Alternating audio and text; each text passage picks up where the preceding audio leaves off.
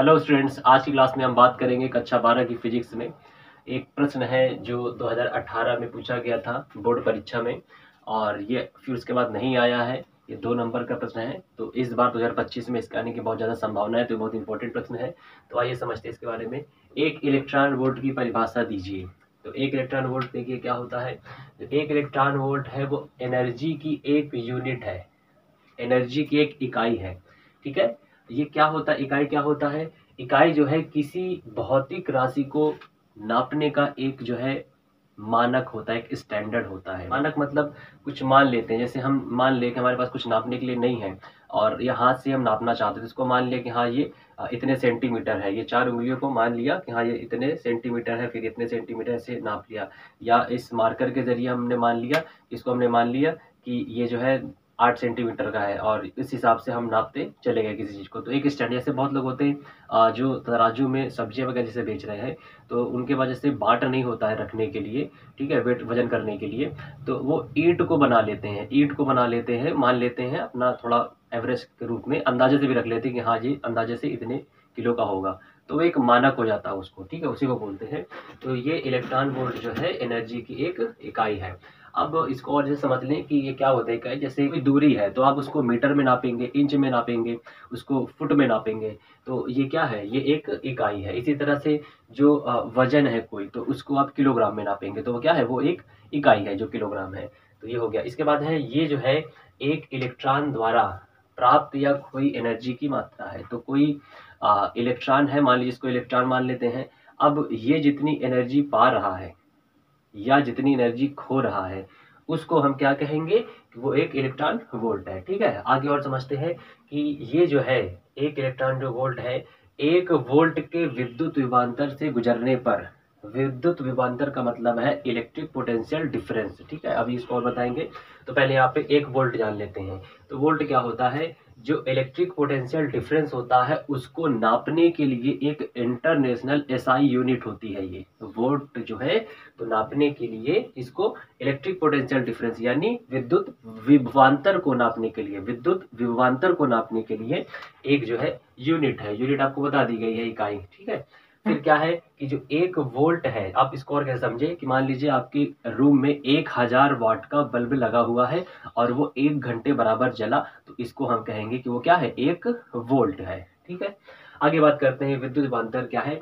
तो इसको हम पोटेंशियल डिफरेंस कहते हैं। ठीक है, तो पोटेंशियल डिफरेंस को आप समझ लीजिए कि जैसे मान लीजिए कि ये एक पोल है और ये दूसरा पोल है, एक ये बिजली का तार गया हुआ है।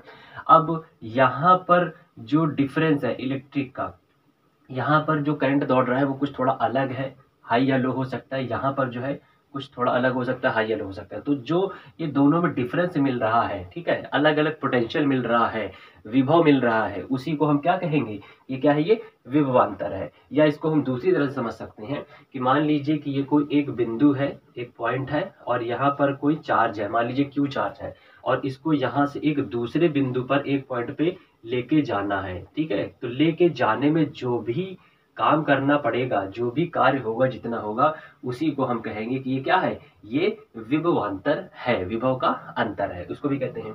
तो और थोड़ा जान लेते हैं कि ये जो है विभवांतर, इसको वोल्टेज भी कहा जाता है, इसको वोल्टेज भी कहते हैं।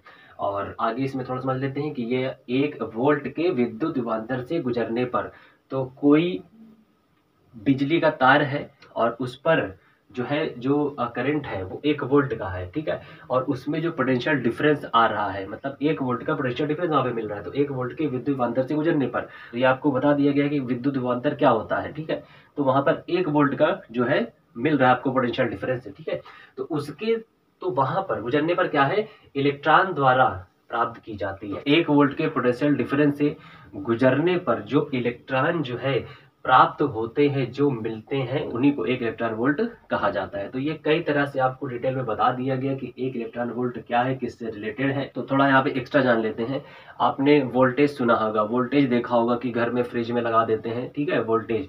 तो वोल्टेज क्या होता है, देखिए जो वोल्टेज होता है, जो करंट को धक्का देकर के आगे पहुंचाने का काम करता है, उसी को वोल्टेज कहते हैं। तो करंट को धक्का देकर के पहुंचाने का काम, मान लीजिए करंट ज़्यादा, अगर वोल्टेज कहे कि ज़्यादा बढ़ गया है, इसका मतलब आपके घर में ज़्यादा एनर्जी जो है करंट आ गया है, और उसकी वजह से कभी कभी क्या होता है, बल्ब जो है फ्यूज़ हो जाते हैं, जो फ़ैन होते हैं वो भी जल जाते हैं, ख़राब हो जाते हैं, जो इलेक्ट्रॉनिक डिवाइस होते हैं।